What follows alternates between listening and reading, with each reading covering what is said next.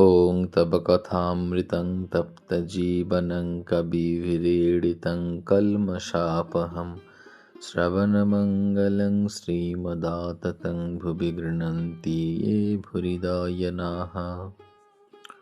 শ্রীরামকৃষ্ণ। বিজ্ঞানী কেন ভক্তি লয়ে থাকে? এর উত্তর এই যে আমি যায় না। সমাধি অবস্থায় যায় বটে, কিন্তু আবার এসে পড়ে।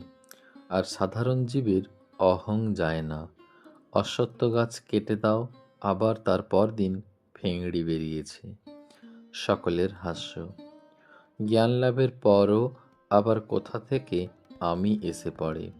স্বপনে বাঘ দেখেছিলে, তারপর জাগলে, তবুও তোমার বুক দূর দূর করছে। জীবের আমি লয়েই তো যত যন্ত্রণা। গরু হাম্বা হাম্বা করে, তাই তো অত যন্ত্রণা। লাঙলে জোড়ে, রোদ বৃষ্টি গায়ের উপর দিয়ে যায়, আবার কসাইয়ে কাটে, চামড়ায় জুতো হয়, ঢোল হয়, তখন খুব পেটে। হাস্য। তবুও নিস্তার নাই। শেষে নাড়ি ভুঁড়ি থেকে তাঁত তৈয়ার হয়।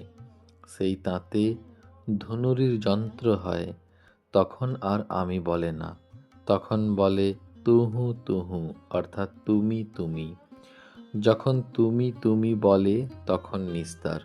হে ঈশ্বর, আমি দাস, তুমি প্রভু, আমি ছেলে, তুমি মা। রাম জিজ্ঞাসা করলেন, হনুমান, তুমি আমায় কিভাবে দেখো? হনুমান বললে, রাম, যখন আমি বলে আমার বোধ থাকে, তখন দেখি তুমি পূর্ণ, আমি অংশ, তুমি প্রভু, আমি দাস।